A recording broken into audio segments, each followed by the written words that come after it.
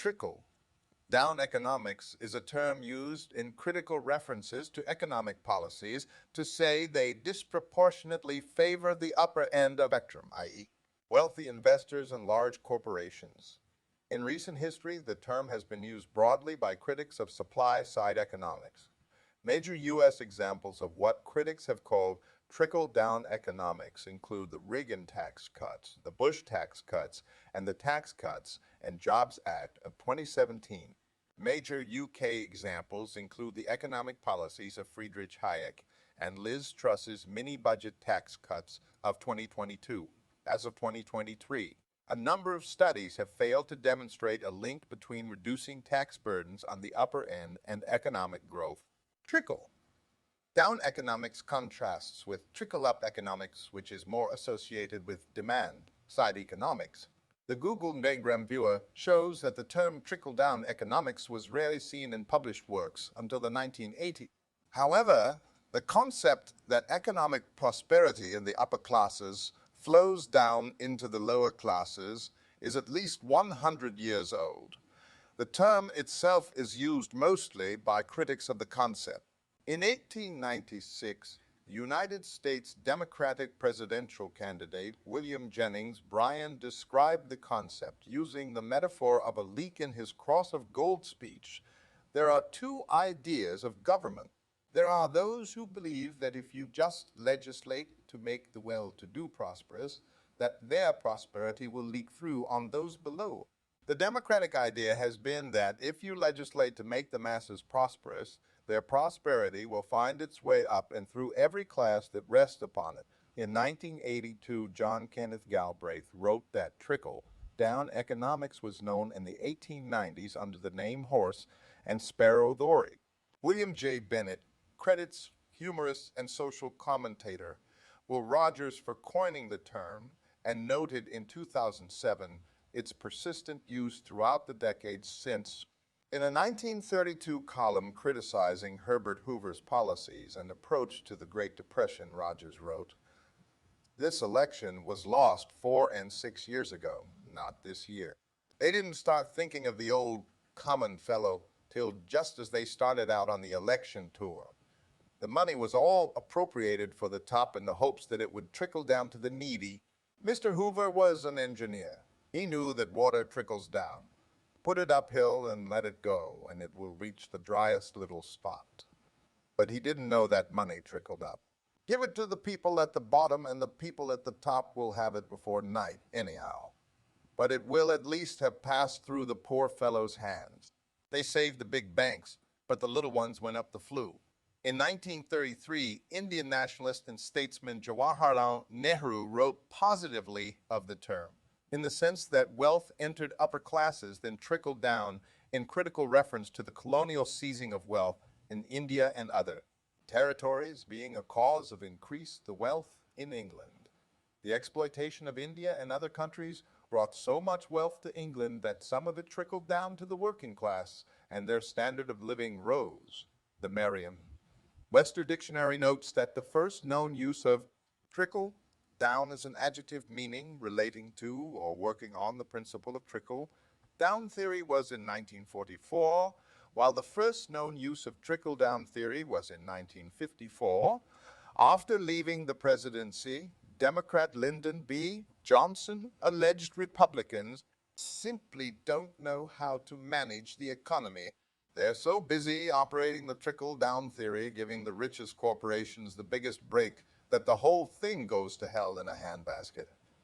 Presidential speechwriter Samuel Rosenman wrote in 2008 that trickle-down policies had been prevalent in American governments since 1921.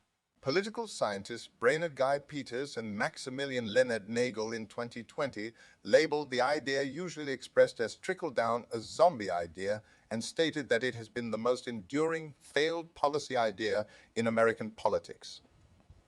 While the term trickle-down is commonly used to refer to income benefits, it is sometimes used to refer to the idea of positive externalities arising from technological innovation or increased trade. Arthur Okun and separately William Bomo, for example, have used the term to refer to the flow of the benefits of innovation which do not accrue entirely to the great entrepreneurs and inventors, but trickled down to the masses. And Nobel laureate economist Paul Romer used the term in reference to the impact on wealth from tariff changes, despite a lack of practical use evidence for the latter character. Thomas Sowell consistently argues that trickle-down economics has never been advocated by any economist, writing in his 2012 book Trickle-Down Theory and Tax Cuts for the Rich. Let's do something completely unexpected. In even the most voluminous scholarly studies of economic theories, including J.A. Schumpeter's monumental History of Economic Analysis, more than 1,000 pages long and printed in very small types, Sowell has also written extensively on supply-side economics and opposes its characterization, firmly citing that it has never claimed to work in a trickle-down fashion. Rather, the economic theory of reducing marginal tax rates works in precisely the opposite direction. Workers are always paid first and then profits flow upward later, if at all. John Kenneth Galbraith noted that trickle-down economics had been tried before in the United States in the 1890s under the name horse and sparrow theory, writing, Mr. David Stockman has said that supply-side economics was merely a cover for the trickle-down approach to economic policy, what an older and less elegant generation called the horse and sparrow theory. If you feed the horse enough oats, some will pass through to the road for the sparrows. Galbraith theorized that the horse and sparrow theory was partly to blame for the Panic of 1896. Nobel laureate Joseph Stiglitz wrote in 2015 that the post-World War II evidence does not support trickle-down economics, but rather trickle-up economics, whereby more money in the pockets of the poor or the middle benefits everyone. Nobel laureate Paul Krugman has also been sharply critical of trickle-down policies. A paper by Harvard Kennedy School social scientist Christopher Jenks found no relationship between top income growth and overall economic growth. In a 2020 research paper, economists David Hope and Julian Limburg analyzed data spanning 50 years from 18 countries and found that tax cuts for the rich only succeeded at increasing inequality, making the rich wealthier with no beneficial effect on real GDP per capita or employment. According to the study, this shows that the tax cuts for the upper class did not trickle down to the broader economy. A 2015 IMF staff discussion note by Iridabla Norris Kalpana-Koshar, Nugent, Safafat, Frantisek Rika, and Everdiki Santa suggests that lowering taxes on the top 20% could actually reduce growth.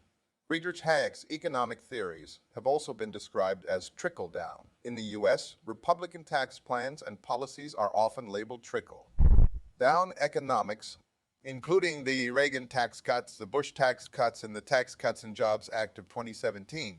In each of the aforementioned tax reforms, taxes were cut across all income brackets, but the biggest reductions were given to the highest income earners, although the Reagan-era tax reforms also introduced the Earned Income Tax Credit, which has received bipartisan praise for poverty reduction, and is largely why the bottom half of workers pay no federal income tax. Similarly, the Tax Cuts and Jobs Act of 2017 cut taxes across all income brackets, but especially favored the wealthy.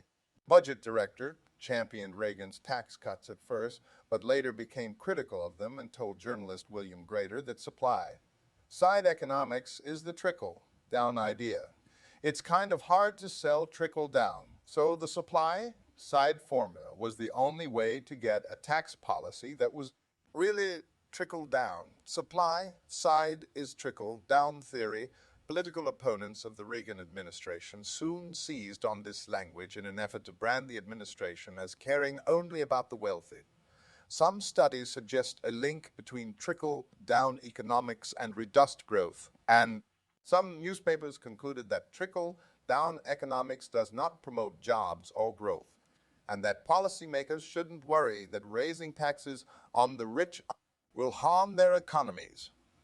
While running against Ronald Reagan for the presidential nomination in 1980, George H.W. Bush had derided the trickle-down approach as voodoo economics. In the 1992 presidential election, independent candidate Ross Perot also referred to trickle-down economics as political voodoo. In the same election, during a presidential town hall debate, Bill Clinton said, "What I want you to understand is the national debt is not the only cause of it. It is because America has not invested in its people. It is because we have not grown. It is because we had 12 years of trickle-down economics. We've gone from first to 12th in the world in wages. We've had 4 years where we've produced no private sector jobs. Most people are working harder for less money than they were making 10 years ago. Some people continue to defend trickle-down theories which assume that economic growth encouraged by a free market will inevitably succeed in bringing about greater justice and inclusiveness in the world. This opinion, which has never been confirmed by the facts, expresses a crude and naive trust in the goodness of those wielding economic power and in the sacralized workings of the prevailing economic system. Thank you for watching. Don't forget to please like and subscribe. If you have a topic you would like to suggest, leave a comment.